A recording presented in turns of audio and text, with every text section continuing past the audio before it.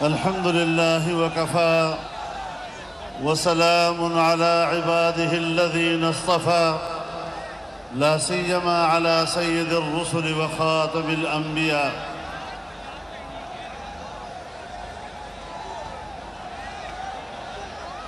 Stage پر موجود Pakistan democratic movement کے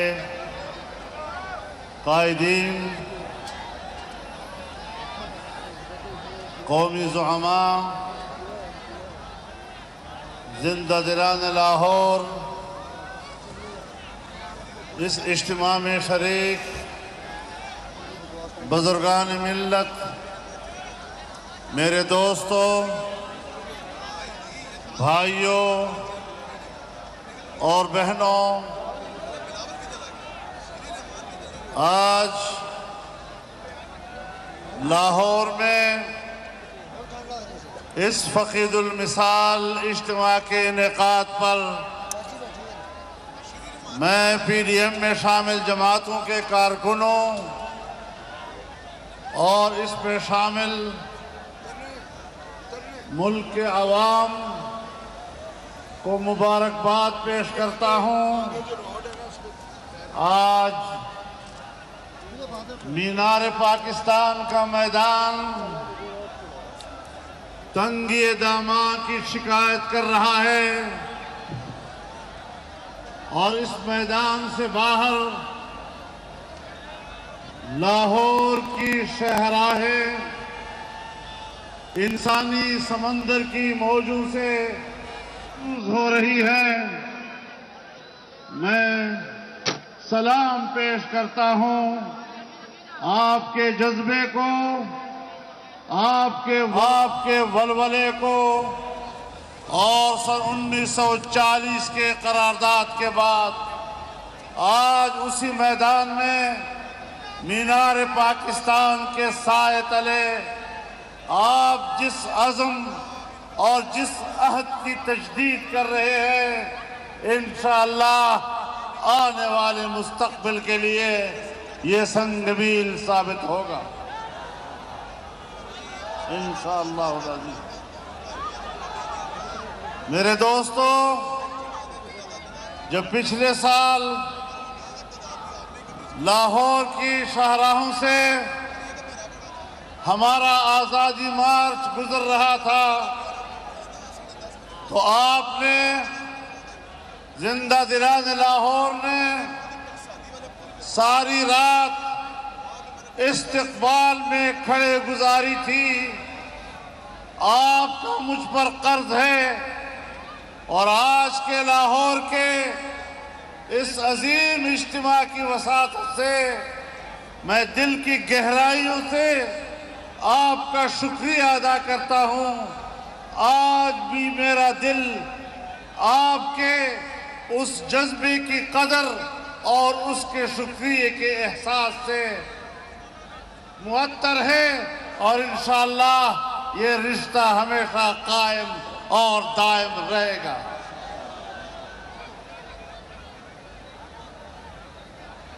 میرے محترم دوستوں، میں آج پاکستانی سیاست کی اس نزاکت کی طرف آپ کو متوجہ کرنا چاہتا ہوں جس کا احساس ایک شہری کی حیثیت سے پہلے مجھے ہے، پھر پاکستان کے معاشرے میں اس احساس کو فروغ پاتے دیکھ رہا ہوں۔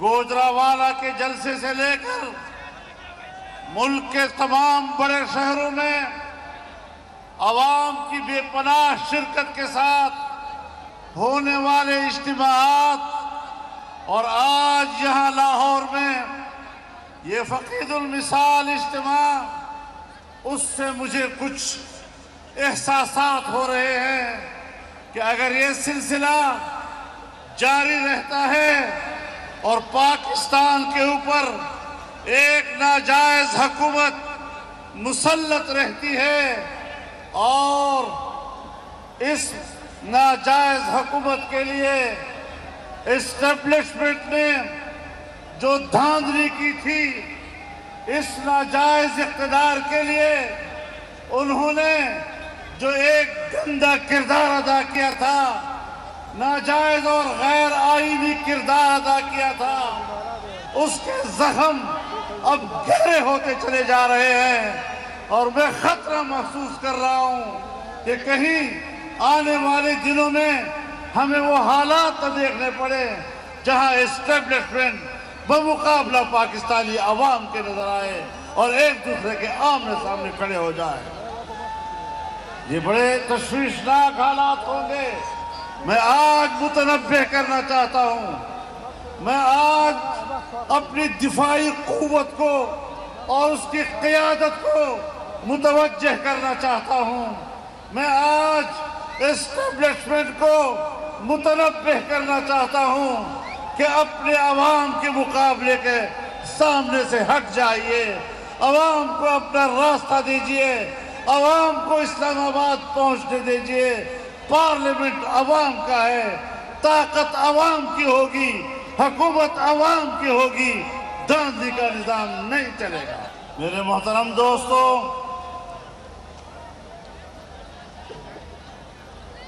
زخم گہرے ہوتے جا رہے ہیں،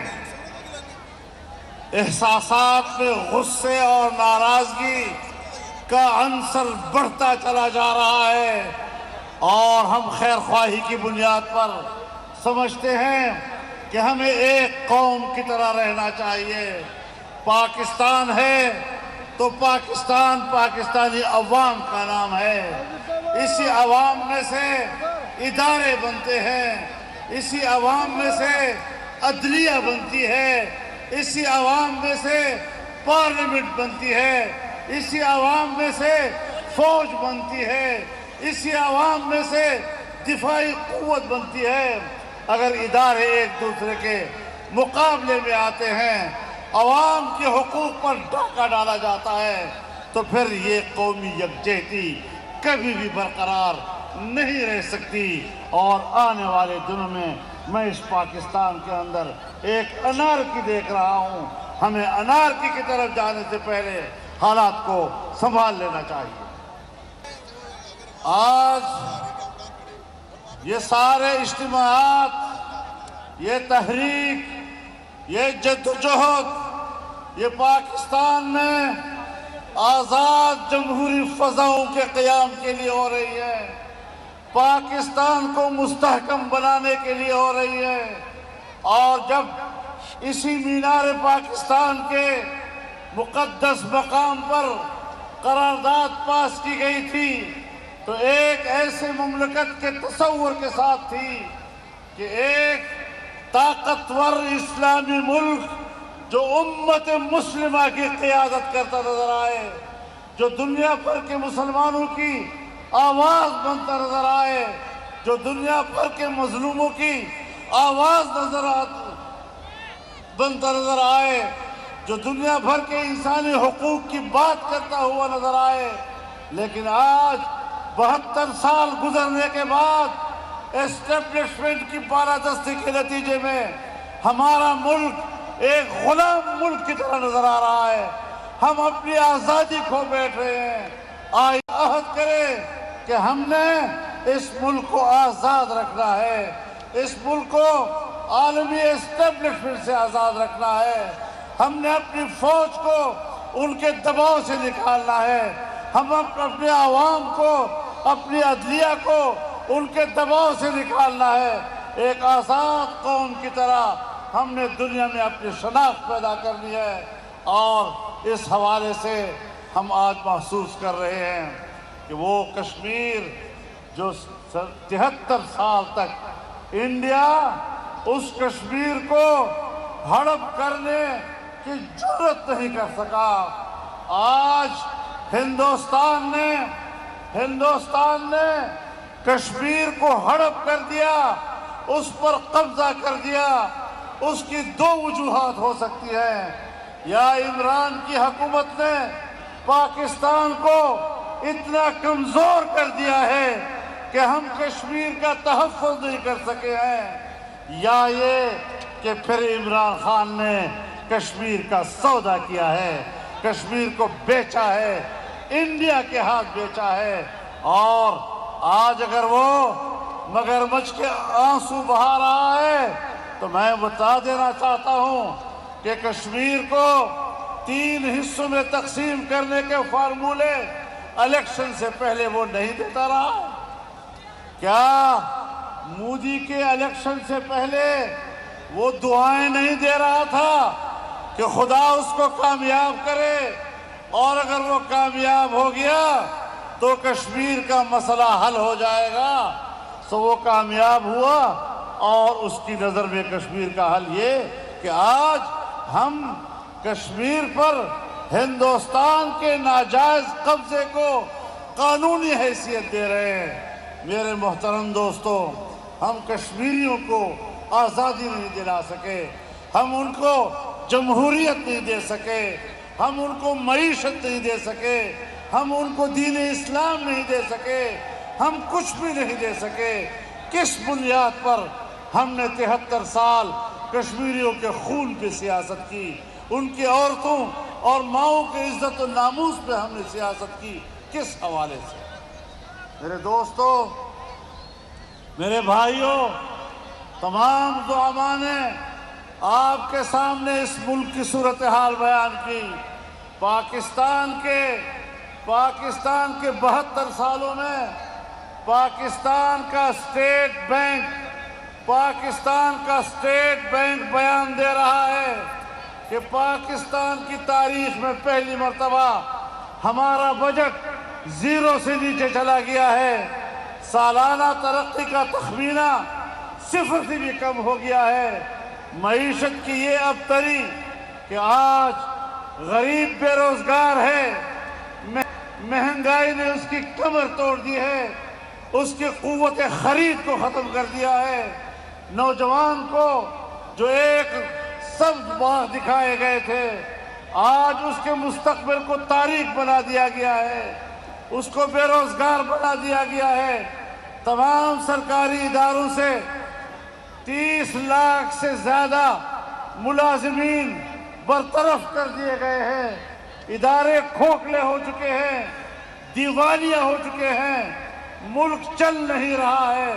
پھر اس کے بعد جب ایک طرف حکومت نااہل ہے، ایک حکومت ناجائز ہے، پھر اس کو برقرار رکھنے کے لیے میرے دوستو، فرشتوں نے نہیں آنا، جنات نے نہیں آنا، آپ نے کردار ادا کرنا ہے، قوم نے کردار ادا کرنا ہے، جوانوں نے کردار ادا کرنا ہے، عوام نے کردار ادا کرنا ہے۔ اور آج ہم اس لیے آپ کے پاس آئے ہیں تاکہ قوم بن کر ہم اس پاکستان کے مستقبل کو بچائیں اور اس کا تحفظ کریں۔ پریشان ہیں، اضطراب کا شکار ہیں اس ملک کا غریب، اس ملک کا مزدور، اس ملک کا کسان، اس ملک کا استاد، اس ملک کا ڈاکٹر، اس ملک کا وکیل، اس ملک کا نوجوان، اس ملک کا طالب علم، ہر ایک پریشان ہے اور اپنی زبوں حالی کو رو رہا ہے۔ اگر ہم نے ملک کو مطمئن کرنا ہے، اس کے ہر شعبے سے وابستہ لوگوں کو مطمئن کرنا ہے، تو پھر آئیں اور انقلاب برپا کریں، ہمت کریں اور انقلاب برپا کریں۔ تبدیلی اس طرح نہیں ہوگی کہ تبدیلی کے نعرے تو لگاتے رہے لیکن ہم عالمی اسٹیبلشمنٹ کی غلامی کی طرف چلے جائیں۔ ہم اس ملک میں کسی کی غلامی کے لیے پیدا نہیں ہوئے ہیں، ہمیں اپنی ماؤں نے کسی کا غلام بنانے کے لیے ہمیں نہیں جنا ہے۔ آپ آزاد قوم ہیں، آزادی کے جذبے کے ساتھ ہم نے اس ملک کو بھی بچانا ہے، اس کو ترقی بھی دینی ہے۔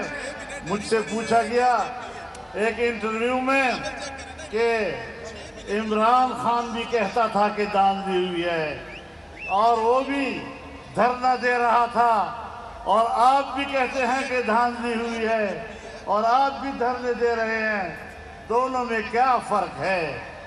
تو میں نے کہا کہ اس وقت الیکشن کمیشن متنازع نہیں تھا، اس وقت RTS کا سسٹم بند نہیں ہوا تھا، اور اس وقت کسی جنرل آصف غفور نے یہ نہیں کہا تھا کہ وہ تو عز من تشاء و تذل من تشاء. یہ ساری چیزیں اس وقت نہیں تھی. 4 حلقوں پہ اعتراض تھا. ہم نے کہا بسم اللہ. کہا نہیں 10 حلقوں پہ اعتراض ہے. ہم نے کہا بسم اللہ. کہنے لگا 70 پہ اعتراض ہے. ہم نے کہا بسم اللہ. آخر حساب ہی ختم ہو گیا. دھرنے پہ آیا تو کسی نے دھرنا کرایا. حکومت میں آیا تو کسی نے حکومت دلائی. یہ سیاست اب آج کے بعد نہیں چلے گی. پاکستان ڈیموکریٹک موومنٹ جس نے اس تحریک کا آغاز کیا ہے اور اس تحریک کے آغاز میں ہم نے جو مقاصد متعین کیے ہیں ان مقاصد کو سامنے رکھتے ہوئے ہم آپ کے سامنے وہ مقاصد آج بیان کرنا چاہتے ہیں. میرے محترم دوستو، ہم نے اپنے سربراہی اجلاس میں جن نکات پر اتفاق رائے کیا ہے اس میں سب سے پہلی بات یہ کہ آئین پاکستان کی اسلامی، جمہوری، پارلیمانی اور وفاقی حکومت کا تحفظ کرنا اور آئین کے اس حیثیت کو عملی شکل دینا اور عملی اقدامات کرنا. ہم نے اس بات پر بھی اتفاق رائے کیا کہ پارلیمنٹ کی خود مختاری ہوگی اور پارلیمنٹ کو کسی کا یرغمال نہیں ہونے دیا جائے گا. سیاست سے اسٹیبلشمنٹ اور انٹیلیجنس اداروں کے کردار کا خاتمہ کیا جائے گا اور ایک آزاد عدلیہ کے قیام کا تصور دیا جائے گا. آزادانہ، غیر جانبدارانہ اور منصفانہ انتخابات کے لیے اصلاحات اور اس کا انعقاد کیا جائے گا. عوام کے بنیادی انسانی اور جمہوری حقوق کا تحفظ کیا جائے گا. صوبوں کے حقوق اور 18ویں ترمیم کا تحفظ کیا جائے گا. مقامی حکومتوں کا مؤثر نظام اور اس کا قیام ہمارا مقاصد میں ہوگا. اظہار رائے اور میڈیا کی آزادی کا تحفظ، انتہا پسندی اور دہشت گردی کا مکمل خاتمہ، مہنگائی، بے روزگاری، غربت کے خاتمے کے لیے ہنگامی معاشی پلان کا قیام، یہ ہمارے وہ بنیادی مقاصد ہیں جس کے لیے پاکستان ڈیموکریٹک موومنٹ کا اتحاد وجود میں آیا ہے. اور میں آج آپ کے اس عظیم اجتماع میں ان بنیادی رہنما اصول کا اعلان کر رہا ہوں. لیکن یہ بھی بتا دینا چاہتا ہوں کہ ابھی میں خبر پڑھ رہا تھا، کسی چینل نے ایک خبر چلائی ہے کہ آج کے جلسے میں 3 سے 4 ہزار لوگ شریک ہو رہے ہیں. شرم آنی چاہیے ان کو، شرم آنی چاہیے ان لوگوں کو. 3 سے 4 ہزار لوگ آج کے جلسے میں شریک ہیں. یہ بھی وہ لوگ ہیں جو کسی کی خدمت کرتے نظر آ رہے ہیں. تو آج یہ جلسہ اگر ان کے ہاں کچھ بھی تھوڑا سا کوئی غیرت و حمیت ہے تو میرے خیال میں چلو بھر پانی میں ان کو ڈوب مرنا چاہیے. جیسے کہ آپ کے سامنے بات کی گئی، انشاءاللہ جنوری کے آخر میں یا فروری کے اوائل میں اسلام آباد کی طرف پوری قوم مارچ کرے گی اور پارلیمنٹ کے استعفے ہم اپنے ساتھ لے کر جائیں گے. ہم ایسے پارلیمنٹ پہ اعتماد کرنے کو تیار نہیں ہیں اور نہیں اس پارلیمنٹ کے ذریعے سے ناجائز حکومت کو چلنے دیں گے. اس کا خاتمہ کر کے دم لیں گے اور ووٹ کا مقدس امانت وہ عوام کو واپس دلا کر دم لیں گے. اللہ تعالی ہمارا حامی و ناصر ہو. وآخر دعوانا الحمدللہ.